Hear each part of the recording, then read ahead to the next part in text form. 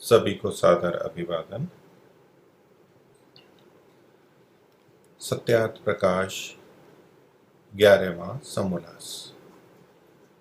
कल प्रथम कक्षा में हमने 11वें समोल्लास की, या यूं कहें कि 11 से 14 समोल्लास की भूमिका, अनुभूमिका को देखा और महर्षि के अभिप्राय को समझने का प्रयास किया। आज हम इस दूसरी कक्षा में 11वें समोल्लास को आरंभ कर रहे हैं। आप में से जो इसको अच्छी तरह और गंभीरता से पढ़ना चाहते हैं, समझना चाहते हैं, वो पुस्तक को अवश्य लेकर के बैठें, और नहीं तो वैसे सुन करके भी आप बहुत कुछ जान सकते हैं। तो 11वें समोल्लास का प्रारंभ है। तो अथैकादश समोल्लासारंभः। तो अथ, अब ये प्रारंभ किया जा रहा है, अधिकार किया जा रहा है, लिया जा रहा है कि 11वें समोल्लास का आरंभ हो रहा है। और इसका विषय क्या है? तो सबसे पहले शीर्षक दिया उन्होंने, अथ आर्यावर्तीय मत खंडन मंडने विधास्यामः। अब आर्यावर्त के जो मत हैं, वेद विरुद्ध मत हैं, उनके खंडन मंडन का विधान करेंगे, यानी उसको बताएंगे। उस प्रसंग को प्रारंभ कर रहे हैं। आर्यावर्त क्या है, ये पीछे 8वें समोल्लास में मनुस्मृति के आधार पर बताया था।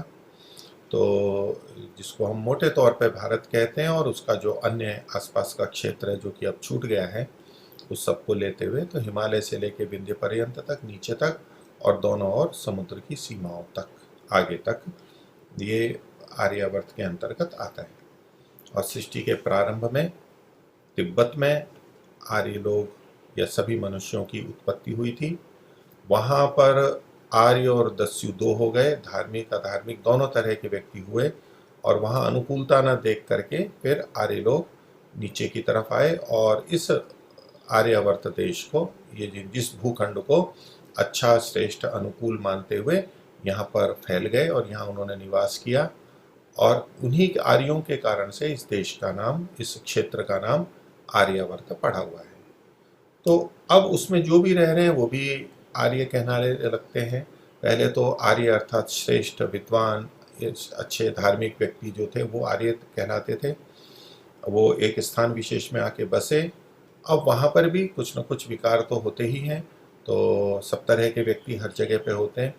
तो वो भी वहाँ पर जो उस क्षेत्र में रहने लगे, आर्यावर्त में जो रहने लगे, वो भी एक परिभाषा के अनुसार आर्य कहे जाते हैं, जबकि वो अधार्मिक भी होते हैं, दस्यु भी होते हैं। तो दोनों तरह से संज्ञा की जाती है, गुण की दृष्टि से और एक देश की दृष्टि से। ये सब हम पीछे देख चुके हैं। तो इस आर्यावर्त, इस क्षेत्र के में जो विभिन्न मत उत्पन्न हो गए हैं, मान्यताएं हैं धर्म के संबंध में, सिद्धांतों के संदर्भ में, उनका खंडन मंडन यहाँ पर आगे किया जाएगा। वैसे कहते हैं, अब आर्य लोगों के, जो कि आर्यावर्त देश में बसने वाले हैं। अब ये जो आर्य लोग शब्द का प्रयोग किया गया, एक आर्य होता है श्रेष्ठ, धार्मिक। आर्य ईश्वर पुत्र, ईश्वर का पुत्र होता है, वो वेद को मानने वाला होता है, आस्तिक होता है। तो वहाँ तो कोई भिन्न मत होता ही नहीं है। तो अब यहाँ जो आर्य का तात्पर्य लिया जाएगा, आर्य लोगों के, कौन आर्य लोगों के? जो कि आर्यावर्त देश में बसने वाले हैं, इस क्षेत्र में जो रहने वाले हैं। और या तो यूं कहें कि पहले जो वेद मत को मानने वाले थे, आर्य लोग थे, और धीरे धीरे उनमें भिन्नताएं आ गई, विभिन्न मत संप्रदाय उनमें भी चल पड़े। तो उनके मत का खंडन तथा मंडन का विधान करेंगे, यहाँ पर प्रस्तुत करेंगे। इस विषय को अधिकृत किया जा रहा है कि मैं इस पर केंद्रित रहूंगा। तो अब सबसे पहले आर्यावर्त के बारे में बता रहे हैं कि यह आर्यावर्त देश ऐसा देश है जिसके सदृश भूगोल में दूसरा कोई देश नहीं है। इसकी प्रशंसा की जा रही है, इसको श्रेष्ठ मान करके महर्षि ये कथन कर रहे हैं। क्यों? इसलिए कि इस भूमि का नाम स्वर्ण भूमि है। ये सबसे श्रेष्ठ है। स्वर्ण श्रेष्ठ धातु है, सोना आदि पदार्थ यहाँ पर प्राप्त होते हैं। तो इस भूमि का नाम स्वर्ण भूमि है। स्वयं आगे खोल रहे हैं, क्योंकि यही सुवर्णादि रत्नों को उत्पन्न करती है। तो उस समय में प्राचीन काल में तो ये सब चीज़ें यहाँ बहुत अधिक होती थी। अब उसके बाद परतंत्रता में बहुत सी चीज़ें लूट ली गई हैं, चली गई हैं, हमारे आलस्य प्रमाद के कारण से, विरोध, आपसी संघर्ष के कारण से, विश्वासघात के कारण से बहुत कुछ हुआ, आगे महर्षि भी बताएंगे। तो ये यहाँ से उत्पन्न होता था। तो ये जो श्रेष्ठता है ये धन धान्य की दृष्टि से है, रत्न उपरत्न आदि की दृष्टि से है। आगे कहते हैं इसीलिए सृष्टि के आदि में आर्य लोग इसी देश में आकर बसे थे। तो तिब्बत से जो यहाँ आकर के बसे आर्य लोग, उन्होंने स्थान का चयन इसीलिए किया कि यह श्रेष्ठ स्थान था। तो उसमें विभिन्न ऋतुएं, विभिन्न फसलें, फल आदि ये सब का होना भी संपन्नता के लिए होता है। तो ऐसा ये क्षेत्र था। इसलिए हम सृष्टि विषय में कह आए हैं। ये सृष्टि विषय महर्षि ने सृष्टि की उत्पत्ति, स्थिति और प्रलय का विषय 8वें समोल्लास में बताया, उसकी तरफ संकेत कर रहे हैं। इसलिए हम सृष्टि विषय में कह आए हैं कि आर्य नाम उत्तम पुरुषों का है। तो ये जो उत्तम पुरुषों का नाम आर्य है ये एक परिभाषा है। वहाँ भी वो सारी विवेचना 8वें समोल्लास में आप सुन सकते हैं, मैंने वहाँ स्पष्टीकरण किया था। नहीं तो इसमें उलझते रहते हैं कि आर्य किसे कहेंगे। तो आर्य का जो एक अर्थ है कि आर्य नाम उत्तम पुरुषों का है, ये एक अर्थ हुआ। और आर्यों से भिन्न मनुष्यों का नाम दस्यु हुए, दो वर्गीकरण हुए। तो यानी जो उत्तम पुरुष नहीं है, विभिन्न विकारों से युक्त हैं और आपस में संघर्ष करते हैं, लूटते हैं, छल कपट करते हैं, यानी अधर्म करते हैं, उनको दस्युओं की कोटि में रखा है। आगे कहते हैं जितने भूगोल में देश हैं वे सब इसी देश की प्रशंसा करते और आशा रखते हैं। तो आज तो भिन्न स्थिति है, उतना नहीं है हमारे यहाँ पर, हम बल्कि पिछड़े में कहलाते हैं आजकल। लेकिन आध्यात्मिक या अन्य दृष्टियों से आज भी भारत का विशेष स्थान है। प्राचीन काल में तो संपन्नता की दृष्टि से भी था, इसलिए छोटा था लेकिन सोने की चिड़िया इसको कहा जाता था। तो सब इसकी प्रशंसा करते थे। जैसे आज हम किसी भिन्न दृष्टि से किसी देश की प्रशंसा करते हैं, वो देश बहुत अच्छा है इस दृष्टि से है, और आशा रखते हैं। आशा का अभिप्राय है कि जीवन में या इस भूगोल में, जीवन में जब भी कोई समस्या आती है और कहीं से हम कुछ प्राप्त कर सकते हैं, अच्छे से अच्छा समस्याओं का समाधान प्राप्त कर सकते हैं, रक्षा प्राप्त कर सकते हैं, तो जहाँ से हमें अपेक्षा होती है वो उसके प्रति आशा होती है हमारी, जो योग्य होते हैं। तो उस समय में इसकी प्रशंसा भी करते थे और इससे आशा रखते थे कि कभी भी विपत्ति आती है तो ये हमारी रक्षा करेंगे, ये हमारे को ज्ञान देंगे, हमारे साधन उपलब्ध कराएंगे, ज्ञान विज्ञान उन्नति तकनीकी बहुत सारी चीज़ों, शिक्षा आदि है वो सब उपलब्ध कराएंगे। सब इससे आशा रखते थे, प्रशंसा करते और आशा रखते हैं। पारसमणि पत्थर सुना जाता है। तो ये तो कथा के अंदर है कि पारसमणि नाम का एक पत्थर होता है जिसको छूने से लोहा भी सोना बन जाता है, छूने मात्र से। तो ये तो एक कथा हुई। वास्तव में ऐसा नहीं है कि कोई पत्थर है जो कि छूने मात्र से लोहे को सोना बना दे। तो उसको मैं इसलिए महर्षि ने कहा कि पारसमणि पत्थर सुना जाता है, वह बात तो झूठी है क्योंकि वास्तव में ऐसा है नहीं। परंतु आर्यावर्त देशी सच्चा पारसमणि है। ये दृष्टांत को जिस भी ढंग से प्रचलन में था उसको प्रतीक के रूप में ले लिया कि वो पारसमणि पत्थर क्या है, वो ये भारत देशी पारसमणि पत्थर है, प्रतीक के रूप में ले लिया। परंतु आर्यावर्त देशी सच्चा पारसमणि है कि जिसको लोहे रूप दरिद्र विदेशी छूते ही स्वर्ण अर्थात धनाढ्य हो जाते हैं। तो अन्य बहुत सारे देश के लोग यहाँ आया करते थे, आक्रमण भी इसीलिए करते थे, इसकी खोज करते थे ताकि यहाँ आकर के संपन्न हो जाए। तो वो लोहे जैसे थे, यानी सोने और लोहे में जो अंतर है तो संपन्नता या मूल्य की दृष्टि से तो दरिद्र थे, अधिक संपन्न नहीं थे, सामान्य जीवन था। और भारत में बहुत अधिक संपन्नता, वैभव, तकनीकी, ज्ञान विज्ञान सब कुछ था। तो ये भौतिक दृष्टि से कथन है कि जो स्वर्ण आदि हैं उसको पा लेते थे, वो भी संपन्न हो जाते थे। इसलिए सच्चा पारसमणि भारत ही कहा है, ये आर्यावर्त देश ही रहा है, इसकी प्रशंसा की गई। और उसके समर्थन में मनुस्मृति का एक श्लोक महर्षि दयानंद देते हैं। ये मनु 2:20 का है, दूसरे अध्याय का 20वां श्लोक है और बहुत प्रचलित है। लोग भारत की प्रशंसा में, आर्यावर्त की प्रशंसा में इसको बहुत बोलते हैं एतद्देश प्रसूतस्य सकाशादग्र जन्मनः स्वं स्वं चरित्रम शिक्षेरन पृथिव्याम सर्वमानवाः। तो इसमें लोगों को निर्देश कहा जा रहा है कि इस देश में जो प्रसूत हैं, उत्पन्न है, इस देश में ये जो सारा क्षेत्र है, जो जिसका वैभव महर्षि दयानंद कह रहे हैं, आर्यावर्त के संदर्भ में इस श्लोक को ले रहे हैं कि इस देश में जो उत्पन्न हुए हुए हैं, कौन? जो अग्रजन्मा है। अग्रजन्मा, अग्रजन्मा का अभिप्राय विद्वान या ब्राह्मण होता है। ब्राह्मणों के लिए अग्रजन्मा शब्द का प्रयोग किया जाता है। और अग्रजन्मा क्यों है? अग्र का मतलब पहले, जैसे हम अग्रज शब्द बोलते हैं भाई के लिए, जो हमारा बड़ा भाई होता है उसको हम अग्रज बोलते हैं। आगे यानी पहले जो उत्पन्न हुआ है वो अग्रज, और बहन हो बड़ी, हमारे से पहले उत्पन्न हुई हो तो उसको अग्रजा, अग्रजः, अग्रजा, ऐसा प्रयोग करते हैं। तो इसी तरह से ये अग्रजन्मा, अग्रजन्मा तो ब्राह्मण के लिए कि अग्र का मतलब है अग्रे आदौ जन्म अस्य, प्रारंभ में जिसका जन्म है, आरंभ में जिसका जन्म है, तो वो तो कोई भी बड़ा भाई आदि हो सकते हैं। लेकिन यहाँ पर जो है, यहाँ श्रेष्ठता की दृष्टि से है। अग्रता जो है वो श्रेष्ठता की दृष्टि से है। तो दो तरह के जन्म होते हैं, एक माता से होता है और एक विद्या से होता है। तो जो विद्वान और विद्या ब्राह्मण वर्ग होता है, जो बुद्धिमान बच्चे होते हैं, उनका दूसरा जन्म जल्दी हो जाता है। अगर माता से जन्म समान है तो भी वो शीघ्र ही पढ़ लेते हैं, शीघ्र ही विद्वान बन जाते हैं, शीघ्र ही विशेषज्ञ बन जाते हैं, लोगों को सिखाने समझाने लगते हैं, योजनाएं बनाने लगते हैं, वैज्ञानिक बन जाते हैं।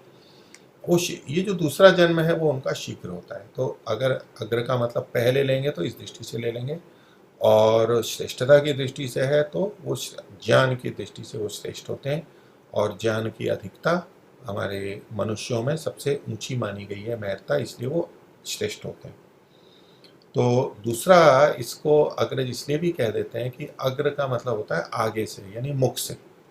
तो अग्रात मुखात जायते, मुखाद्वा जन्म अस्य, आगे के भाग से, मुख से जिसका जन्म है, ये भी प्रतीकात्मक है। क्योंकि वेद में एक मंत्र आता है, ब्राह्मणों से मुखमासीत बाहुराजन्य कृता ऊरु तदस्य यद वैश्य पद्भ्याम शूद्रो अजायत। तो चार वर्णों के लिए अलग अलग प्रतीक दिए गए परमात्मा के मुख से, यानी सिर से, अग्रभाग से, क्योंकि ये श्रेष्ठ भाग है, उससे ब्राह्मणों की उत्पत्ति हुई। वास्तव में तो सब समान ही उत्पन्न होते हैं, लेकिन एक प्रतीक है कि वहाँ गुणों की दृष्टि से कथन है। और वहाँ पद्भ्याम शूत्रो अजायता, तो जो श्रम है, बल है, उससे पैर हैं, वो पैर प्रतीक उन चीज़ों का है, उससे शूद्र की उत्पत्ति हुई। तो यहाँ पर ब्राह्मणों से मुखम आसित, ब्राह्मण उसका मुख है, ये होते हुए भी यहाँ पर अजायते वाली बात है कि मुख से ब्राह्मण की उत्पत्ति हुई, क्योंकि ये शैली वेद अर्थ के अंदर की जाती है। तो उस दृष्टि से जब हम देखेंगे तो अग्र, ये जो सामने की तरफ का भाग होता है, ये मुख को कहा गया है।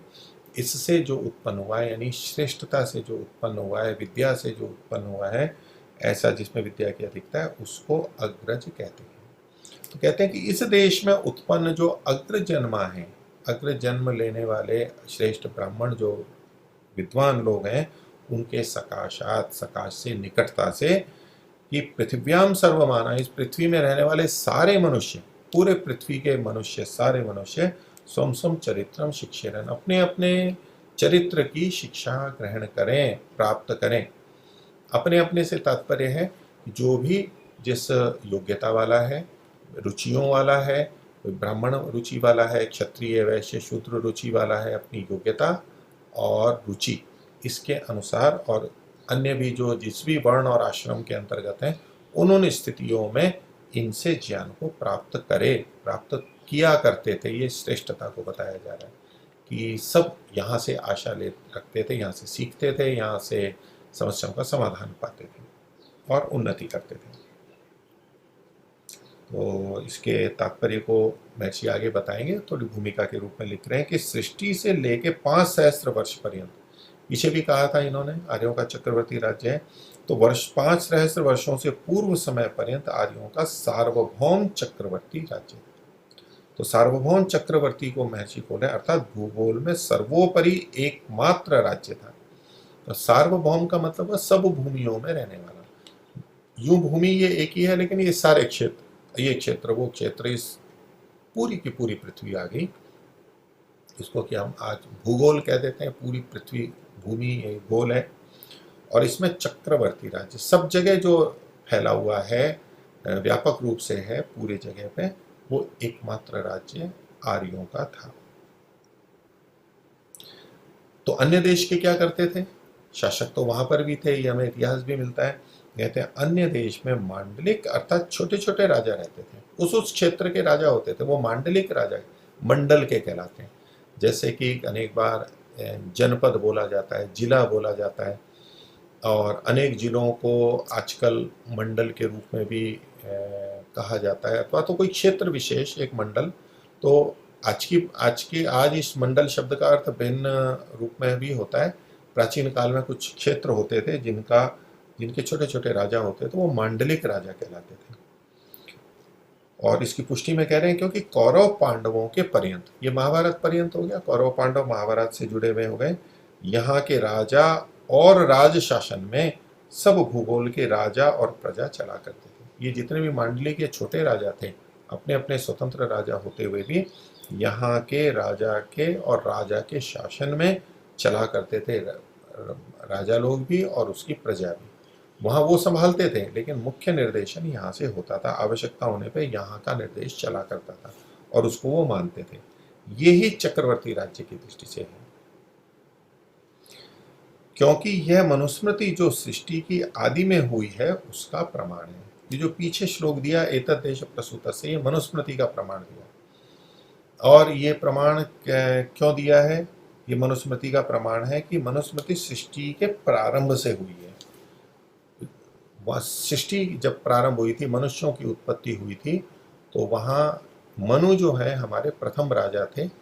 अनेक मनु होते रहे हैं, उसमें पहले जो राजा थे वो स्वयंभुव मनु कहे जाते हैं, और उन्हीं के नाम से 14 मनवंतरों में से पहला मनवंतर गिना जाता है। अलग अलग मनवंतर होते हैं, इन मनुओं के नाम से प्रसिद्ध हैं। पीछे कुछ हो चुके हैं और आगे भी होने वाले हैं।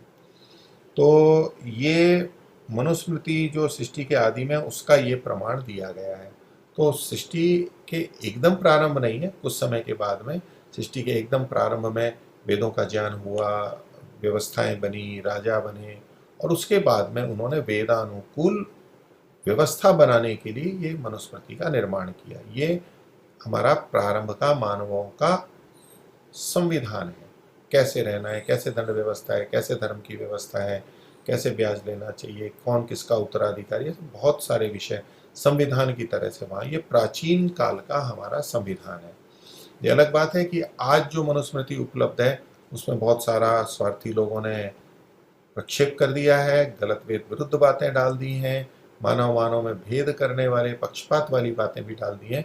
उसको छोड़ करके जो शुद्ध भाग है उसको आज भी हम ग्रहण कर सकते हैं। तो ये उस मनुस्मृति का प्रमाण। ये जो श्लोक पीछे दिया गया था उसी का अर्थ यहाँ पर आगे दे रहे हैं। प्रमाण तो मूल तो पीछे दे दिया, अर्थ यहाँ पर दे रहे हैं कि इसी आर्यावर्त में उत्पन्न हुए ब्राह्मण अर्थात विद्वानों से, ये जो अग्रजन्मना है ये ब्राह्मणों के लिए, जिसको कि विद्वानों करके खोल दिया है महर्षि ने, उनसे भूगोल के सब मनुष्य में कौन? सब वर्ग आ गए, ब्राह्मण, क्षत्रिय, वैश्य और शूद्र। भिन्न भिन्न इन कामों को करने वाले, सबके अपने अपने काम हैं, सबकी अपनी अपनी योग्यता है, वो सब जने। इसके साथ साथ शूद्र, ये ब्राह्मण, क्षत्रिय, वैश्य, शूद्र, फिर दस्यु, म्लेच्छ आदि। दस्यु और म्लेच्छ अलग अलग लिखे हुए हैं, और ये ब्राह्मण, क्षत्रिय, वैश्य, शूद्र से अलग लिखे हैं। ब्राह्मणों में ही ये 4 वर्ण भी हैं शूद्र, और इनसे अतिरिक्त जो हैं वो दस्यु कहलाते हैं, वो आर्यों के विपरीत होते हैं। और म्लेच्छ कुछ देश विशेष के नाम हैं, उन क्षेत्रों को म्लेच्छ नाम से महर्षि बोलते हैं।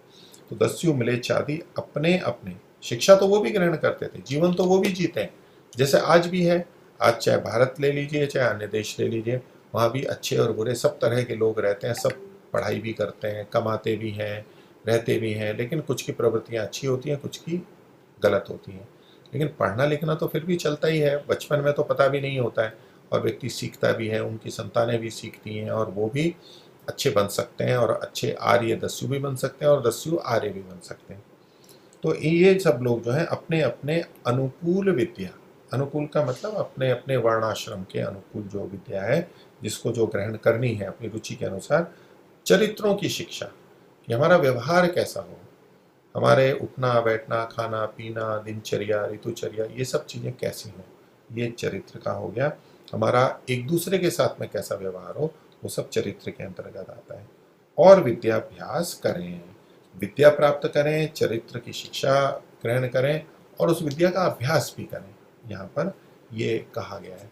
तो ये श्रेष्ठ के लिए अच्छे के लिए कहा जाता है, तो इसकी प्रशंसा थी और सब इससे आशा रखते थे। आगे कहते हैं और महाराज युधिष्ठिर जी के राजसूय यज्ञ, ये पुष्टि कर रहे हैं कि हमारा चक्रवर्ती राज्य था आर्यों का, राजसूय यज्ञ और महाभारत युद्ध पर्यंत यहाँ के राज्याधीन सब राज्य थे। यहाँ के जितने पूरे भूगोल के राज्य हैं वो इनके अधीन थे। तब तक तो महाराजा युधिष्ठिर जी, तो युधिष्ठिर जी महाभारत के प्रारंभ हो गए, महाभारती काल है। और तो उनका फिर कौरव और पांडव जो भी भेद होकर के युद्ध आदि हुए हैं, तो युधिष्ठिर ने, महाराजा युधिष्ठिर ने राजसूय यज्ञ किया था और उसमें राजसूय यज्ञ और महाभारत तक सारे उसके अधीन थे। फिर तो युद्ध हुआ और युद्ध में विभिन्न देशों के लोग आए, वो सब आगे महर्षि बता रहे हैं। ये एक राजसूय यज्ञ नाम लिखा है, हम बहुत सुनते रहते हैं, अश्वमेध यज्ञ, राजसूय यज्ञ। तो प्राचीन काल में ये यज्ञ व्यापक रूप से हुआ करते थे, कर्मकांड हुआ करते थे, लंबी लंबी प्रक्रियाएं हैं उसमें, बहुत सारी चीज़ें। तो राजसूय यज्ञ, तो यज्ञ का अभिप्राय तो स्पष्ट है ही, तो यजन किया जाता है जिसमें, लेकिन राजसूय, तो इसमें राज का मतलब होता है राजा और सूय मतलब सवन करना, उसमें दो तरह से अर्थ किए जाते हैं इसके। तो राजा के द्वारा जहाँ पर सवन किया जाता है अर्थात रस निकाला जाता है, सोम होता है, सोम औषधि होती है, उसका रस निकाला जाता है सोम यज्ञों के अंदर, सोम यागों के अंदर। ये जो राजसूय है ये सोम यागों को, अनेक इष्टियों को और उन सबको बहुतों को मिला करके उसका एक ही रूप है कोई, अर्थात इसमें भी सोम याग होता है। तो जहाँ सोम का रस निकाला जाता है राजा के द्वारा, राजा को निकालना होता है, तो उसको राजसूय यज्ञ कहते हैं। राजसूय यज्ञ का एक अर्थ होता है, दोनों अर्थ घटते हैं वहाँ पर, क्योंकि इसमें राजा के द्वारा निकाला जाता है। और दूसरा है कि जो सोम औषधि है, लता है, उसका नाम भी, उसको भी राजा कहा जाता है। तो उसका रस जहाँ निकाला जाता है उसको भी राजसूय कहते हैं। लेकिन ऐसे तो सोमयाग होते हैं बहुत सारे जहाँ पर कि औषधि का रस निकाला जाता है, लेकिन ये विशेष रूप से राजा से जुड़ा हुआ है और उससे संबंधित क्रियाएं वहाँ पर होती हैं। जिसका राज्याभिषेक हो जाता है उसको फिर ये राजसूय यज्ञ करना होता है, अपनी पात्रता को स्थापित करना होता है, बहुत सारी प्रतिज्ञाएं करनी होती हैं और संकल्पों में बंधना होता है, उस पूरी प्रक्रिया के अंतर्गत उसको गुजरना होता है, तपस्या करनी होती है। तो ये राजसूय यज्ञ है और ये सामान्यतया 2.5 वर्ष में पूरा होता है, बहुत लंबा चलता है। विभिन्न क्रियाएं होती हैं, प्रातःकाल होती हैं, मध्याह्न होती हैं, कभी होती हैं, फिर आगे होती हैं, ऐसे करके धीरे धीरे धीरे छोटी छोटी, कई छोटी और बड़ी प्रक्रियाएं करते करते करते लगभग 2.5 वर्ष में जाकर के ये पूरा होता है। तो उस समय में सारे राजा लोग, जब महाराज युधिष्ठिर ने राजसूय यज्ञ किया था, तो बाकी जो राजा लोग थे ये उनके अधीन थे। कौन कौन थे, तो महर्षि ने यहाँ पर प्रमाण के रूप में बहुत सारे नाम दिए। उदाहरण के लिए सुनो, चीन का भगदत्त, तो चीन देश से वो यहाँ पर आए। अमेरिका का बभ्रुवाहन, तो बभ्रुवाहन, इसका ठीक प्रयोग माना जाता है। यूरोप के विडालाक्ष, विडालाक्ष एक नाम है, तो विडाल जैसी आंखें हैं जिसकी, तो इसको मैं से खुद को लें, अर्थात मार्जार के सदृश आंख वाले। विडाल जो होता है, मार्जार बिलाव जो होता है उसको विडाल या बिलाव बोल देते हैं आजकल, मार्जार बोल देते हैं, बिल्ली बड़ा होता है, तो उसके सदृश आंख वाले जो होते हैं उस वो लोग। और यमन जिसको यूनान कहे आए हैं, और ईरान का शल्य, ये राजा का नाम है, आदि सब राजा राजसूय यज्ञ और महाभारत युद्ध में आज्ञानुसार आए थे। युधिष्ठिर की आज्ञा के अनुसार, अथवा जो 2 वर्ग बढ़ गए थे, तो राज में कौरव और पांडव, तो उनके समर्थन में अलग अलग राजा वहां पर उपस्थित हुए थे। तो राजसूय युद्ध में भी आए थे और महाभारत युद्ध में भी आए थे। तो वो उनका आज्ञा चला करती थी, उनका निर्देशन होता था, तो उसमें वो सब उपस्थित होते थे। जब रघुगण राजा थे, रघुकुल जो है, रघु का कुल है राजा रघु का, तो वो रघुगण, रघुओं का समूह जो है, तो जब रघुगण राजा थे, तो श्री रामचंद्र जी को भी रघुकुल में माना जाता है। तो रघुकुल रीत सदा चली आई इत्यादि जो वचन मिलते हैं, तो ये रघुगण कुल के लिए है। तो तब रावण भी यहाँ के अधीन था। तो रावण श्रीलंका के माने जाते हैं, वहाँ वो भी अधीन यहाँ पर ही थे। उनका अपना स्वतंत्र राज्य था, अपनी संपन्नता थी, वैभव था, अधिकार था, सब कुछ था, लेकिन अधीन यहाँ के थे, यहाँ के नियमानुसार चलते थे।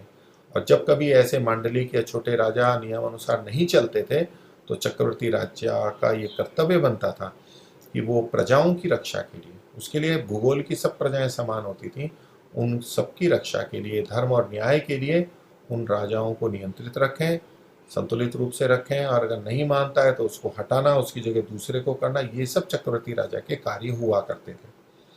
तो रावण भी यहाँ के अधीन था। जब रामचंद्र जी के समय में विरुद्ध हो गया, नियमानुसार नहीं चल रहा था, अधर्म करने लगा, तो उसको रामचंद्र ने दंड देकर राज्य से नष्ट कर उसके भाई विभीषण को राज्य दिया। तो अन्यायी को हटा करके न्यायकारी को, श्रेष्ठ को, धार्मिक को बैठाया।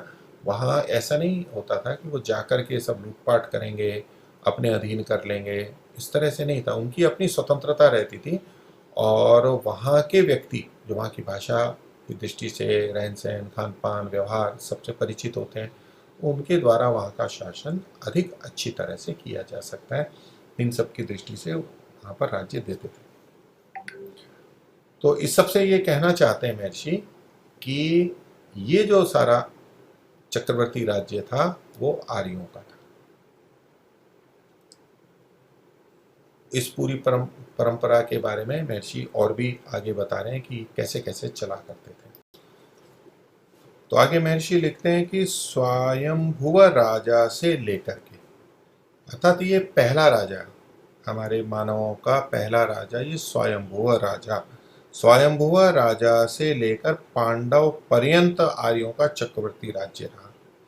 अर्थात इसको वो इतिहास के रूप में भी देख रहे हैं। तो पांडव ये अंतिम चक्रवर्ती राजा हुए, और स्वयंभुव राजा ये सबसे पहले राजा थे, ये सृष्टि के प्रारंभ के राजा थे, ये आदि राजा थे। तो यहाँ स्वयंभुव मनु, मनु अनेक नामों से जाने जाते हैं, मनु राजा थे, उसमें जो सबसे पहले थे वो स्वयंभुव मनु के नाम से जाने जाते हैं। बाकी फिर अलग अलग नाम आते हैं, अलग अलग उन अलग अलग के आधार पर मनवंतरों के नाम भी रखे गए हैं।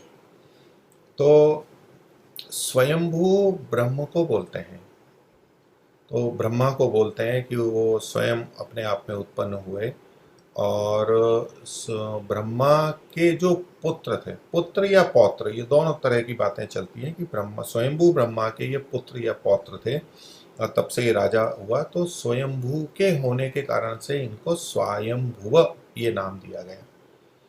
तो इस सृष्टि के प्रारंभ में थे। तो प्रारंभ से लेकर के पांडव पर्यंत आर्यों का चक्रवर्ती राज्य रहा।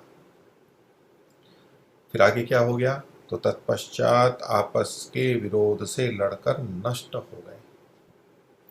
तो ये महाभारत युद्ध तो बड़ा हो ही गया, उससे पहले से भी कुछ चल रहा था और बाद में भी होता रहा। तो उसमें आपस के विरोध के कारण से नष्ट हो गए। दूसरों ने इनको पराजित किया हो ऐसा नहीं, आपस में ही लड़ भिड़ करके नष्ट हो गए, दुर्बल हो गए, फिर दूसरों ने इनको परास्त कर दिया।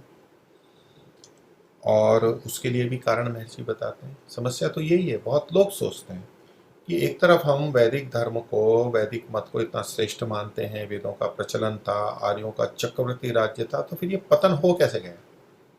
उस प्रक्रिया को महर्षि दयानंद बता रहे हैं। इसमें दो तरह से कारण यहाँ पर बता रहे हैं, कुछ नियम बता रहे हैं कि ऐसा होता ही है।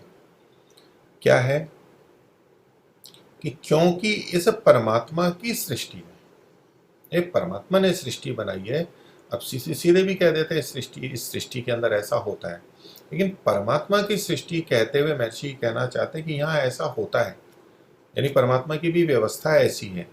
क्या? तो इस परमात्मा की सृष्टि में अभिमानी, जो अत्यंत अभिमान करने लगे, अन्यायकारी अत्यंत अन्याय करने लगे, और अविद्वान लोग हों, मूर्ख हों, समझते नहीं हो, ढंग से राज्य नहीं कर रहे हो, उन लोगों का राज्य बहुत दिन नहीं चलता है। तो सृष्टि के प्रारंभ से तो अभी तक चक्रवर्ती राज्य रहा आर्यों का। तो तब तो ये अच्छे थे, यानी अभिमानी नहीं थे, विनम्र थे, अन्यायकारी नहीं थे और विद्वान थे। 3 विशेषण यहाँ पर दिए हैं। तो इसमें अभिमान व्यवहार और अपने से संबंधित है, अन्याय दूसरों से विशेष रूप से संबंधित है, और ज्ञान विज्ञान का होना, योग्यता का होना बताता है। तो इतने लंबे समय तक राज्य रहा, इसका मतलब ये चीजें थी, अच्छे अच्छे गुण थे, यानी अभिमानी नहीं थे, न्यायकारी थे और विद्वान थे, तो ये लंबे समय तक चल गया। तो अब जब ये बाद के में अन्य लोगों में, इनमें जब अभिमान आ गया, अन्याय करने लगे और अविद्वान हो गए, तो ऐसे लोगों का राज्य अधिक नहीं चलता है। परमात्मा की सृष्टि है, तो इस संसार में जो विभिन्न राज्य चलते हैं, आज भी चल रहे हैं, उनके संदर्भ में भी हम इस सिद्धांत को देख सकते हैं कि जहाँ ये अधिक अभिमान, अन्यायी और अविद्वान लोग होंगे, वो राज्य अधिक चलेगा नहीं, खंड-मंड हो जाएगा, दूसरे उसको कब्जा कर लेंगे, आपस में लड़ मरेंगे और ये संघर्ष चलता रहेगा। क्योंकि ये राज्य, पूरा संसार जो चल रहा है, ये केवल हमारे मनुष्यों के आधार पर ही नहीं है, हम तो चला ही रहे हैं, हम तो इसके प्रतिभागी हैं, इसमें सम्मिलित हैं, जिसकी जो क्षमता है उसके अनुसार से वो कार्य कर रहे हैं। लेकिन परमात्मा की भी तो ऊपर व्यवस्था है, हम परमात्मा को बिल्कुल हटा करके इस राज्य व्यवस्था को नहीं देख सकते। तो भले ही हम लोग ही चुनते हैं, कोई बनता है, कोई राजा बन जाता है, जबरदस्ती बन जाता है, जिस भी तरीके से होता है, फिर कैसा कार्य करता है, तो वो ऐसे व्यक्ति अभिमानी, अन्यायकारी और अविद्वान, अधिक दिनों तक राज्य नहीं चलता। आ तो जाता है किसी न किसी कारण से, लेकिन वो अधिक नहीं चलता है। पहले अच्छे थे फिर बिगड़ गए, ये भी हो सकता है, लेकिन ये बहुत दिन नहीं चलता है, कुछ समय कैसे न कैसे उसका पतन होगा। तो आज भी हम ये सोच सकते हैं कि जो इस तरह के राजा हैं या राज्य हैं, वहाँ उनका भी पतन होगा, किसी भी व्यक्ति का है उसका पतन होने वाला है, आपस में होगा, अन्य लोग कर देंगे। तो ये राज्य बहुत दिनों तक नहीं चलता है। तो ऐसा आर्यों के साथ में भी हुआ, अर्थात आर्य जब इन दोषों से युक्त हुए तो बाद में फिर इनका बहुत दिन राज्य नहीं चल पाया। ये अंतिम समय की दृष्टि से बहुत दिन की बात है, नहीं तो सृष्टि के प्रारंभ से अभी तक राज्य चला है, केवल 5000 साल को ही तो छोड़ दीजिए, तो भी तो बहुत लंबा काल है। तो ये बहुत दिन नहीं चलता है का इसका ये अभिप्राय हुआ कि पहले तो ये ठीक थे, अच्छे चल रहे थे, लेकिन जैसे जैसे इनमें विकार आए और फिर अधिक दिन नहीं चल पाया, फिर थोड़े समय में पतन हो गया। दूसरा आगे कहते हैं, और यह संसार की स्वाभाविक प्रवृत्ति है। एक तरफ पहले कहा था परमात्मा की सृष्टि में ये बहुत दिन नहीं चलता है, गलत राज्य। दूसरा कहते हैं कि गलत हुए कैसे, तो ये संसार की स्वाभाविक प्रवृत्ति है। ये संसार से अभिप्राय है जीव जगत की, और जीव जगत का भी अभिप्राय है मनुष्यों की। तो मनुष्यों की ये स्वाभाविक प्रवृत्ति है कि जब बहुत सा धन असंख्य प्रयोजन से अधिक होता है, महर्षि ने शब्द चुन करके लिए हैं, तो बहुत सा धन हो जाता है। तो धन तो बहुत होना चाहिए, वेदों में भी प्रार्थना है, उसमें अपने आप में दोष नहीं है। तो फिर यहाँ बहुत सा धन कैसा, किस तरह से कि बहुत सा धन असंख्य प्रयोजन से अधिक हो जाता है। हमारे प्रयोजन होते हैं मनुष्यों के लिए, सुख सुविधाएं देना, जुटाना, होने चाहिए वो, और वो बहुत सारे भी होते हैं। तो जितनी हमें आवश्यकता है उससे अधिक धन होना ही चाहिए, ये भी हमारे शास्त्रों में लिखा है। जितनी आवश्यकता है उतना ही धन हो ऐसा नहीं, उससे अधिक होना चाहिए, तभी संपन्नता कहलाती है। जितना पानी चाहिए उससे अधिक होना चाहिए, जितना अन्न आवश्यक है उससे अधिक अन्न होना चाहिए, जितने चिकित्सालय आवश्यक है उससे अधिक होने चाहिए, जितने यात्री लोग हैं उससे अधिक या अधिक सीटें होनी चाहिए, वाहन होने चाहिए, इत्यादि इत्यादि, सब पे लगेगा। जितने वाहन है उससे अधिक सड़क होनी चाहिए, उतने से बड़ी या अधिक सड़कें होनी चाहिए। तो ये अधिकता तो आवश्यक है, लेकिन बहुत साधन असंख्य प्रयोजन से अधिक होता है। जब प्रयोजन ही प्रयोजन, ऐसे अनावश्यक अत्यधिक असंख्य प्रयोजन कर लिए और उससे भी अधिक धन हो गया, अब जो चाहे वो कामना पूरी कर रहे हैं, वो सही है गलत है, इतनी धन संपन्नता आ गई है, तब ये बहुत सा धन हानिकारक है। धन अपने आप में हानिकारक नहीं है, धन अपने आप में दोषप्रद नहीं है, ये हमारे उपयोग की बात है और हम गलत उपयोग लेते हैं। धन तो बहुत उपयोगी चीज़ है और महर्षि भी अनेक जगह लिखते हैं, हमारे शास्त्र भी लिखते हैं, लेकिन हानिकारक तब है जब हम गलत हो जाते हैं। तो ये जो बहुत साधन असंख्य प्रयोजन से अधिक होता है, तो ये संसार की स्वाभाविक प्रकृति है कि तब मनुष्यों में आलस्य आएगा, पुरुषार्थ नहीं हो, पुरुषार्थ रहितता होगी, आपस में ईर्ष्या द्वेष होगा, विषयासक्ति होगी और प्रमाद बढ़ता जाता है। तो अच्छी चीज़ों में को पालन करने का जो मन में होता है संकल्प, वो सब हट जाता है। आलस्य आएगा शरीर में, मन में प्रमाद आ जाएगा, तो ये सब चीज़ें बढ़ जाती हैं। थोड़ा थोड़ा तो पहले भी रहता है, हम कितने भी पुरुषार्थी व्यक्ति को भी देखेंगे तो बीच बीच में थोड़ा आलस्य और अन्य दोष तो आते हैं, लेकिन पुरुषार्थी अधिक होता है तो काम चल जाता है। राजा भी ऐसा होता है तो हो जाता है। लेकिन जब ये बहुत अधिक बढ़ जाते हैं तो ये स्वाभाविक प्रवृत्ति है कि अधिक धन होगा, प्रयोजन बहुत अधिक होंगे, जितने प्रयोजन है उससे भी अधिक धन हो गया, तो ये सब चीज़ें होंगी। तो ऐसा आर्यों के साथ भी हुआ, अत्यधिक संपन्नता और असंख्य प्रयोजनों से भी बढ़ करके हो गई, तो ये दोष इनके अंतर्गत आ गए। अब देखिए इसमें जो आता है कि भाई वेद था, वैदिक राज्य था, तो वेद और ये ज्ञान होते हुए भी जब संपन्नता अधिक आती है और वो वेद को छोड़ देता है, जब व्यक्ति संपन्न हो जाता है, वो आलस्य प्रमाद उसमें आता है, वो पढ़ाई भी कम करेगा, समझेगा भी कम, उसके अनुसार चलेगा भी कम, इत्यादि इत्यादि, तो वो उधर से प्रमाद करने लगता है और उसको छोड़ देता है। तो कोई भी वेद या शास्त्र या विज्ञान कोई भी होगा, उसको व्यक्ति सुनेगा, समझेगा, अपनाएगा, तभी तो वो लाभ देगा। अब कोई उसको पढ़ ही नहीं रहा है, सुन ही नहीं रहा है, तो कैसे लाभ देगा? भले ही वो विद्यमान हो, वो लाभ नहीं दे पाएगा। इसलिए उसका ऐसे दोष नहीं माना जाता है। तो आर्यों का चक्रवर्ती राज्य होते हुए भी, वेद का पठन पाठन होते हुए भी, धीरे धीरे कुछ लोगों में उसके प्रति उपेक्षा बढ़ गई, वो आलस्य प्रमाद में रहने लग गए और उस तरफ ध्यान नहीं दिया। और देखिए ये जो पीछे भी वेद मत का प्रचार प्रसार की बात महर्षि ने लिखी है, तो यदि ज्ञान का प्रचार प्रसार नहीं किया जाएगा तो अज्ञान तो आने ही वाला है। प्रकाश दीपक को नहीं जलाया जाएगा तो अंधकार तो होगा ही। तो इसलिए अंधकार वाली जो प्रवृत्ति है, जो अविद्या वाली प्रवृत्ति है, गलत चीजों की प्रवृत्ति है, वो तो सदा बनी ही रहती है, वो तो उस तरफ तो प्रवृत्ति रहेगी, क्योंकि भिन्न भिन्न संस्कार की आत्माएं अलग अलग योनियों से और मनुष्य शरीर में भी आती हैं और उनके अपने अपने गलत संस्कार भी होते हैं। तो उनको अच्छा बनाए रखने के लिए तो विशेष प्रयत्न की आवश्यकता होती है। जैसे किसी भार को उठा के रखना हो तो विशेष प्रयत्न की आवश्यकता है। प्रयत्न में ढीलापन हुआ तो वो नीचे गिरने ही लगेगा। तो ऐसा ही मनुष्यों के मन और उनके कर्मों के संदर्भ में है। जब तक शासन और अन्य सब पूरी प्रबलता से, सजगता से रहेंगे परिवार वाले, तब तक तो अच्छे बने रहेंगे, लेकिन जैसे जैसे ढीलापन आएगा तो वो तो नीचे आ ही जाएंगे। और अगर प्रचार प्रसार नहीं किया, प्रयत्न नहीं किया, तो अविद्या अंधकार आ ही जाएगा। और इसीलिए मत फैले हैं और इसीलिए ये सारी तरह की विकार उत्पन्न हुए हैं। तो हमारे प्रयत्न में वहां पर कमी हो गई।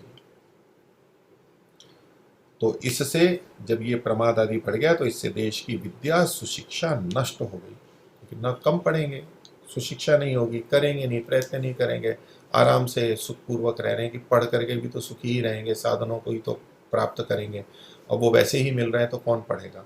तो इन सब कारणों से ये सब विद्या सुशिक्षा नष्ट होकर के दुर्गुण और दुष्ट व्यसन देश में बढ़ जाते हैं। ये स्वाभाविक प्रवृत्ति, ये उस समय भी था महाभारत के समय और ये आज भी है। ये बातें हम किसी भी देश राष्ट्र के अंतर्गत देख सकते हैं, समाज में वर्ग में देख सकते हैं, जहां ये होगा वहां ऐसी चीजें आ जाएंगी। और दुष्ट व्यसन कैसे हो जाते हैं? जैसे मद्य मांस का सेवन ये बढ़ जाएगा, बहुत अधिक होगा, बाल्यावस्था में विवाह होने लगेगा और स्वेच्छाचार आदि दोष बढ़ जाते हैं। स्वेच्छाचार का अभिप्राय है जिसकी जो इच्छा है वो कर रहा है, अपनी इच्छा से कर रहा है, सही और गलत को नहीं देख रहा है। मेरे पास धन है, मेरे पास बल है, जैसा करना है मैं करूँगा, आपको क्या मतलब है इससे, आप क्यों मेरे को रोक रहे हो, मैं जैसा करना है करूँगा। ये अधर्म की तरफ प्रवृत्ति होती है। जब व्यक्ति स्वार्थी होकर के अपना और अपने परिवार या अपने वर्ग का ही हित देखता है, उससे अन्यों को हानि होती है, उस पर विचार नहीं कर रहा होता है, तो ये स्वेच्छाचारिता दोष साथ में बढ़ जाते हैं। ये सब कारण भी बने। और क्या कारण बना देखिए, और जब युद्ध विभाग में युद्ध विद्या का कौशल और सेना इतनी बढ़ जाए कि जिसका सामना करने वाला भूगोल में दूसरा न हो, तब उन लोगों में पक्षपात, अभिमान बढ़कर अन्याय बढ़ जाता है। ये 3 शब्द महर्षि पहले भी बोल रहे हैं, पक्षपात, अभिमान और अन्याय। तो धन संपन्नता तो है ही, इसके साथ साथ युद्ध विभाग है, युद्ध करना चाहिए, आवश्यकता होने पर साधन होने, सेना होनी चाहिए, अस्त्र शस्त्र होनी चाहिए, सबका विधान वेद में है, वेद के विरुद्ध नहीं है ये। आज भी आवश्यक है, भविष्य में भी आवश्यक रहेंगे, सदा ये बने रहेंगे। तो युद्ध विभाग में जब युद्ध विद्या का कौशल बहुत अधिक बढ़ जाता है और सेना भी इतनी बढ़ जाए कि उसका सामना कोई नहीं कर सकता हो भूगोल में, यानी एक स्वच्छंद राजा हो जाए, इतना चक्रवर्ती राजा तो धर्म के अनुसार चल रहा है, लेकिन वैसे कोई इतना बल वाला हो जाए और स्वेच्छाचारी हो, तो दूसरे समान कोई नहीं हो, तो वो क्या करेंगे, वो अपनी इच्छा से जनता को के साथ पक्षपात, अन्याय, अत्याचार करते जाएंगे, जैसा उनको उपयोग लेना है ले लेंगे, लूटना है लूटेंगे, मारना है मारेंगे, अपने मत में लाना है उसमें जबरदस्ती करके लाएंगे, कुछ भी करेंगे। तो ये जब ये सेना बढ़ जाती है तो उन लोगों में आपस में पक्षपात बढ़ जाता है, क्योंकि उन्हें पता है दूसरा कोई रोकने वाला नहीं है, न्याय की बात नहीं करेंगे, अभिमान बहुत बढ़ जाएगा और अन्याय भी बढ़ जाता है। तो ऐसा आर्यों के साथ भी हुआ, बहुत अधिक युद्ध विभाग और युद्ध कौशल और सेना बढ़ गई, ये उनके लिए हानिकारक होगा आगे। तो जब ये दोष हो जाते हैं, ये कई चीजें बता दी हैं, ये दोष हो जाते हैं, तब आपस में विरोध होने लगेगा। जो लोग हैं वहीं पर ही, जो बड़े बड़े लोग हैं, सेना के अधिकारी हैं, अन्य हैं, प्रशासक हैं, ब्राह्मण हैं, उनमें आपस में विरोध प्रारंभ हो जाएगा। और उनसे अधिक दूसरे छोटे कुलों में से कोई ऐसा समर्थ पुरुष खड़ा होता है, क्योंकि जब ये अन्याय अत्याचार होते हैं तो जो अन्य छोटे कुल हैं, जहाँ की अभी ऐसी गुणों का उत्कर्ष नहीं है, सामान्य परिवार है, शासन में नहीं है, प्रशासन में नहीं है, अधिकार नहीं है जिनके पास में, उनमें से कोई समर्थ पुरुष खड़ा हो जाएगा, उनसे अधिक समर्थ पुरुष खड़ा हो जाता है। आज भी देखा जाता है, बहुत सारी क्रांतियां होती हैं, बहुत सारे वर्ग संघर्ष होते हैं, इन सब के पीछे भी ये बात रहती है कि जो जो ऊपर वाले लोग अगर ध्यान नहीं दे रहे हैं, जो कि अभी शासन में है, तो नीचे से कोई खड़ा होगा और वो उसको संभालेगा, लोग उसका समर्थन भी करने लगते हैं और वो आगे जा करके उस कार्य को संभालता है। तो वो खड़ा हो जाता है, तो या तो उनमें आपस में विरोध होता है, संघर्ष होने लगता है, अथवा कोई अन्य पुरुष खड़ा हो जाता है कि उनका पराजय करने में समर्थ हो जाता है। क्योंकि अन्याय अत्याचार होगा, पक्षपात होगा, तो उसका विरोध करने वाले समाज में खड़े होंगे, छोटे या बड़े, शीघ्रता से या देरी से वो खड़े होंगे, विरोध करेंगे, और फिर वो तख्ता पलट होगा, राजा का होगा, चाहे प्रजातंत्र हो चाहे और कोई राजतंत्र हो, सबके अंदर ये बदलाव हो सकते हैं, देखे गए हैं। वो उसको पराजित कर देते हैं। उदाहरण के लिए महर्षि लिख रहे हैं, जैसे मुसलमानों की बादशाही के सामने, तो मुसलमानों का भी ऐसा राज्य हो गया था, बहुत अधिक शक्ति समर्थ वाले और फिर अन्यायी अत्याचारी, जो इतिहास हमें प्राप्त होता है। तो उसके सामने शिवाजी और गोविंद सिंह जी ने खड़े होकर मुसलमानों के राज्य को छिन्न भिन्न कर दिया। अब ये बहुत ऊंचे परिवारों से नहीं थे, लेकिन योग्य होकर के और समाज का नेतृत्व करने वाले होते हैं, नया नेतृत्व आता है और वो इनको पीछे से हटा देता है। तो ऐसा ही ये आर्यों के साथ में हुआ। ये मुसलमानों का तो उदाहरण दिया गया है, लेकिन ये महाभारत काल में आर्यों का जो पतन हुआ उसका ये कारण माना जा रहा है। तो आर्य श्रेष्ठ को बोलते हैं, लेकिन ये आर्यावर्त देश में रहने वाले श्रेष्ठ व्यक्ति जब गलत करने लगेंगे, नाम तो आर्य ही रह गया, लेकिन ये गलत करने लगे और इस तरह से ये पतन का कारण बने। आर्य रहते हुए पतन कभी भी नहीं होगा, श्रेष्ठ रहते हुए पतन नहीं होगा। आलस्य, प्रमाद, दुर्बलता होगी, कहीं ना कहीं कुछ कमी है, इसलिए ही पतन होगा, ये हमें मान करके चलना चाहिए। तो और पहले पहले कितने चक्रवर्ती राजा हुए, आर्यों का चक्रवर्ती राज्य था और कितने कितने राजा हुए, उस सब का एक संकेत महर्षि यहाँ पर दे रहे हैं। देखिए वचन दिया है इन्होंने, ये मैत्री उपनिषद है, मैत्रायणी उपनिषद का एक ये वचन है कि अथ किम एतैर्वा परे अन्ये महाधनुर्धरा, ये और इससे अलावा और भी बहुत सारे हैं कि सृष्टि से प्रारंभ से लेके महाधनुर्धर है, बहुत अधिक जो धनुष में, धनुर्विद्या में कुशल है। धनुर्धरा चक्रवर्ती न, और ये चक्रवर्ती राजा रहे हैं, उनका ही संकेत है। केचित नाम गिना रहे हैं, सुद्युम्न, भूरिद्युम्न, इंद्रद्युम्न, कुवलयाश्व, यौवनाश्व, वध्यश्व, अश्वपति, अश्वपति का नाम हमने सुना है, और भी ये बहुत सारे नाम हैं, शशबिंदु, हरिश्चंद्र, हरिश्चंद्र का भी नाम हम बहुत सुनते हैं, हरिश्चंद्र, अम्बरीश, ननक्तु, सरयाति, ययाति, अनरण्य, अक्षसेनादय, अक्षसेन। तो ये बहुत सारे नाम महर्षि ने यहाँ पर दिए हैं। अनरण्य, अक्षसेन, ये नाम दिए हैं। तो अथ मरुत भरत प्रभृतयो राजाना, और मरुत और भरत ये भी राजा, भरत भी एक राजा हुए जो भारतवर्ष और हम ये सब स्वीकार करते हैं उसके नाम से, वो भी चक्रवर्ती राजा थे। तो इन सब का उल्लेख ये शास्त्र के आधार पर महर्षि ने किया है। कहते हैं इत्यादि प्रमाणों से सिद्ध है कि सृष्टि से लेकर महाभारत पर्यंत चक्रवर्ती सार्वभौम राजा आर्य कुल में ही उत्पन्न हुए, आर्यों की परंपरा में ही, वेद को मानने वालों की परंपरा में ही ये हुए, और ये श्रेष्ठ थे, इसलिए इतना लंबा इनका राज चलता रहा। अब इनके संतानों का अभाग्योदय होने से राज भ्रष्ट होकर विदेशियों के पदाक्रांत हो रहे हैं। महर्षि अपने समय की स्थिति लिख रहे हैं, उससे कुछ समय पहले का ले लीजिए, कुछ 100 वर्षों का। तो उस समय में अब ये जो उनकी संतानें हैं ये राज से भ्रष्ट हो गई हैं, राज प्रशासन से भ्रष्ट हो गई हैं। अब इसमें महर्षि ने एक कारण लिखा है कि अब इनके संतानों का अभाग्योदय हो गया। तो सामान्य रूप से हम देखिए भाग्य को मानते हैं कि पूर्व कर्म के किए, पूर्व जन्म के किए हुए कर्म होते हैं, या इस जन्म के भी पहले के कर्म होते हैं, कर्माशय में जाते हैं, उससे भाग्य होता है, और उस भाग्य के अनुसार यानी पिछले कर्मों के अनुसार हमें फल मिलता है ईश्वरीय व्यवस्था से। और उस वो जब उभर के आता है कोई अच्छा भाग्य, अच्छा आता है तो अच्छा फल आ जाता है, बुरा आता है तो बुरा आ जाता है। तो ये जो अच्छा आता है उसको भाग्योदय बोल देते हैं, और जो गलत आता है तो उसको अभाग्योदय कहते हैं। भाग्य का उदय ना होना या तो गलत भाग्य का आ जाना, ये अभाग्योदय कहलाता है। तो मूल कारण इन्होंने पीछे से सारे के सारे बता दिए, तो परंपरा से ऐसा हुआ। तो बात ये आएगी कि जो इनकी संतानें थी उनका अभाग्योदय था इसलिए ऐसा हुआ, क्योंकि बहुत से लोग ऐसे ही मानते हैं कि भाई हमारा जब तक भाग्य होता है तब तक हम राज करेंगे, चक्रवर्ती राज्य किया, अब हमारा भाग्य नहीं है तो इसलिए अब हम पददलित हो रहे हैं, हमारा राज चला गया है। तो ये इस तरह से नहीं देखा जाता है कि केवल हमारे भाग्य के अनुसार हो रहा है। महर्षि ने पीछे बहुत सारे कारण बताए हैं, परमेश्वर की सृष्टि में क्या होता है, मनुष्य का स्वभाव क्या है, प्रशासन, सेना, और उन सब कारणों को वो कारण रहते हुए अब मान लीजिए कि इस तरह के राजा हो गए हैं जिनमें धीरे धीरे शिथिलता आती चली गई, और कोई विरोध करने वाला नहीं हुआ, आत्मबल वाले व्यक्ति नहीं हुए, ज्ञान वाले व्यक्ति नहीं हुए, कोई रोकने टोकने वाला नहीं हुआ, और यहाँ पर शिथिलता आती चली गई। अब उनकी जो संतान आएगी तो किस परिवार में कौन सी संतान आती है वो कर्माशय के ऊपर निर्भर करता है।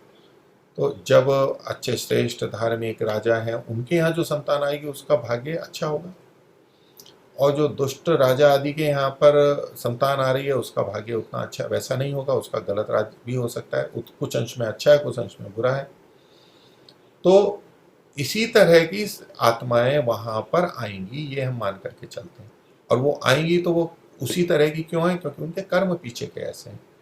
तो ऐसा न समझा जाए कि चूंकि ऐसा अभाग्य होना ही था इसलिए ये सारी विकृतियां हुई, ऐसा नहीं। ऐसी विकृतियां प्रारंभ हुई, ऐसी परिस्थितियां हुई, तो जैसी विकृत परिस्थितियां थी उसी तरह की आत्माएं भी वहां पर आ गई। तो ये जब करेला और नीम चढ़े वाली बात होती है, पहले तो विकार हो ही रहे थे और साथ में ऐसे आत्माएं भी आती चली गई जिनका कि भाग्य भी अच्छा नहीं था।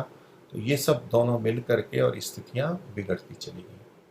तो केवल भाग्य था इसलिए ऐसा हो गया ये नहीं कहना चाहिए, हमारे आलस्य प्रमाद के कारण ऐसा हुआ, और फिर साथ में तो जुड़ता जाता है। और जब प्रगति होती है, उन्नति होती है, तो वहाँ उन परिवारों में अच्छी अच्छी आत्माएं आती रहती हैं और प्रगति होती रहती है, राजा राजा देश राष्ट्र और प्रगति करता चला जाता है। तो कर्माशय का भी कारण है और वर्तमान पुरुषार्थ का भी इसमें कारण है। तो महर्षि के इस वचन को केवल भाग्य के साथ में नहीं जोड़ना चाहिए, पूरी पिछली पृष्ठभूमि देखते हुए दोनों चीज़ों का ग्रहण करेंगे। महर्षि ने लिखा, अब इनके संतानों का अभाग्योदय होने से राज भ्रष्ट होकर विदेशियों से पदाक्रांत हो रहे हैं। उनके पैरों पैरों के नीचे आ रहे हैं, कुचले जा रहे हैं, पदाक्रांत हो रहे हैं, तो दबाते चले जा रहे हैं इनको, ये पद्दलित हो रहे हैं। आगे कहते हैं, जैसे यहाँ सुद्युम्न, भूरिद्युम्न, इंद्रद्युम्न, वो पीछे जो नाम आए थे मैत्रायणी संहिता वाला जो वचन था उसी के नामों को दे रहे हैं। इंद्रद्युम्न, कुबलायाश्व, यौवनाश्व, वध्यश्व, अश्वपति, शशबिंदु, हरिश्चंद्र, अम्बरीश, ननक्तु, सरयाति, ययाति, अनरण्य, अक्षसेन, मरुत्त और भरत, सार्वभौम सब भूमि में प्रसिद्ध चक्रवर्ती राजाओं के नाम लिखे हैं। जो चक्रवर्ती राजा ये सार्वभौम होते हैं, सब भूमियों का, यानी पूरी पृथ्वी के लिए राजा होते हैं, उनके नाम लिखे हैं। वैसे स्वयं भुवादि चक्रवर्ती राजाओं का के नाम स्पष्ट मनुस्मृति, महाभारत आदि ग्रंथों में लिखे हैं। इतिहास है हमारा, वहाँ ये वास्तविक इतिहास माना जाता है, वास्तविक है। और वहाँ ये स्वयंभू आदि जो चक्रवर्ती राजा हैं उनका भी नाम, उससे भी पीछे वालों का नाम हमें मिलता है। कुछ लोग इन शास्त्रों को ही नहीं मानते हैं, वो कहते हैं नहीं ये तो कल्पना है। आजकल बहुत विवाद बना हुआ है। महर्षि दयानंद की दृष्टि से ये वास्तविक है, इनमें इतिहास हमारा मिलता है। इनमें प्रक्षेप हो गए हैं कुछ गलत बातें, ये ठीक है, उसको मतलब गलती को मानते हुए भी इसमें इतिहास भी हमारा छुपा हुआ है और उसको स्वीकार करते हैं। और इनको मिथ्या करना अज्ञानी और पक्षपातियों का काम है। अर्थात इन ग्रंथों को और इन राजाओं को, चक्रवर्ती राजाओं को मिथ्या करना, यानी ये थे ही नहीं, ये तो कल्पना है, ये अज्ञानी लोगों का काम है और पक्षपातियों का काम है। अज्ञानी जो जानते नहीं है वो सीधे बोल देते हैं जी इसमें क्या प्रमाण है कि थे, आपकी कल्पना है, आपके ग्रंथ में लिख दिया किसी ने। लेकिन ऐसी बहुत सारी बातें जो हम इतिहास की दृष्टि से जानते हैं, लिखी भी होती हैं, मानते हैं, परंपरा से चली आ रही होती है, तो उसके कारण से तो कोई नहीं जानने वाला इन सबको मना करेगा, एक बात। दूसरा, पक्षपाती करेगा। ये पक्षपात कैसा होता है कि कुछ लोगों को लगता है कि अच्छा ऐसा था, इतना महान इतिहास था, तो ये तो आर्य जाति को बहुत उभारने वाला होगा, गौरव वाला होगा, और हम तो छोटे थे इनसे, ये हमारे से बड़े रहे इतने समय तक। तो वो पक्षपात रहता है, वो इस तरह के इतिहास को जिससे कि उनकी अवमानना हो, अपमान हो या छोटापन सिद्ध हो और दूसरे का बड़प्पन सिद्ध हो, उसको नहीं चाहते हैं। तो ये इतिहास में बहुत सारी बातें चलती हैं, सदियों में, दशकों में, शासक के द्वारा, उनके द्वारा निर्धारित विद्वानों के द्वारा ये सब पुस्तकें लिखी जाती हैं, प्रचारित किया जाता है, सिद्धांत बदल दिए जाते हैं, कथाएं बदल दी जाती हैं। ये सब प्रयोजन ये है क्योंकि शासक के पास में धन और बल, जनबल और धन बल दोनों होते हैं, वो इस तरह के कार्यों को करते रहते हैं, पीछे भी किया है और आज भी करते रहते हैं। तो उनका पक्षपात होता है कि हम ही श्रेष्ठ थे और हम ही आगे श्रेष्ठ रहेंगे, और जिनका हम शासन कर रहे हैं वो ऐसे ही नीचे थे और नीचे ही रहने वाले हैं, ऐसा वो भाव लोगों के मन में डाल देते हैं और उन प्रजाओं के अंदर उत्साह आनंद को हटा देते हैं, कम कर देते हैं। वो उत्साहित ही नहीं हो पाते हैं, इससे विश्वास ही नहीं कर पाते हैं अपने आप पे कि हम ऐसा कर सकते हैं, हम भी श्रेष्ठ बन सकते हैं, हम भी शासन कर सकते हैं। तो ये मानसिक रूप से, मनोवैज्ञानिक रूप से लोगों को दबाने करने के लिए, अपने को बनाए रखने के लिए जो पक्षपात है, ऐसे लोग इनको मना करते हैं कि नहीं ऐसा नहीं था। तो तटस्थ रूप से जैसे महर्षि दयानंद है तो जानकारी भी है, तो इन सबको वो ठीक मानते हैं। ये वास्तव में ऐसा था, उस समय में ऐसा चलता था। तो ये जो पीछे का बहुत महत्व लिखा, बहुत सारे राजा थे, इतने युद्ध होते थे, अस्त्र शस्त्र थे, बड़ी सेनाएं थी, उसके ऊपर फिर आगे प्रश्न है कि जो आग्नेयास्त्र आदि विद्या लिखी है वो सत्य है व नहीं है। तो आग्नेयास्त्र, वरुणास्त्र आदि बहुत सारे अस्त्रों का महर्षि आगे वर्णन करेंगे संकेत के रूप में, ऐसा इन हमारे प्राचीन ग्रंथों में वर्णन मिलता है। तो बोले वो सत्य थे या नहीं थे, और तोप तथा बंदूक उस समय में थी व नहीं थी, क्योंकि जिस समय महर्षि दयानंद थे उस समय में तोप और बंदूकें आ गई थी और ये नई नई थी, मतलब बहुत ज़्यादा प्रचलित नहीं थी, और जिनके पास तोप और बंदूकें होती थी वो बहुत अच्छे क्षमता वाले माने जाते थे, युद्ध जीत लेते थे। आज तो उससे भी बहुत ऊंची ऊंची स्तर की बन गई हैं बंदूकें और तोपें, लेकिन उस समय जो भी थी उनका भी प्रचलन हो गया था, और इसलिए ताकि ये जो आज तोप और बंदूकें ये उस समय में थी या नहीं थी, बिना इसके ही वो युद्ध करते थे। उनकी वैज्ञानिक तकनीक कैसी थी, क्योंकि युद्ध के अस्त्र शस्त्रों के आधार पर हम उस समय की तकनीक, विज्ञान और कला कौशल इसका मापन करते हैं, ज्ञान करते हैं। ये प्रश्न किया उसने। तो उत्तर में कहा कि यह बात सच्ची है, अर्थात ये आग्नेय आदि शस्त्र होते थे उसमें वास्तव में, और ये शास्त्र भी थे, ये शस्त्र भी थे। अस्त्र और शस्त्र दो तरह की बातें होंगी।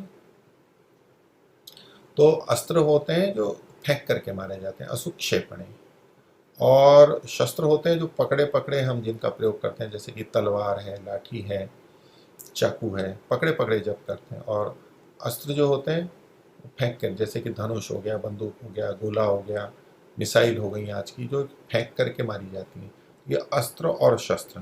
कहते हैं कि ये बात सच्ची है, और ये जो ये शस्त्र भी थे।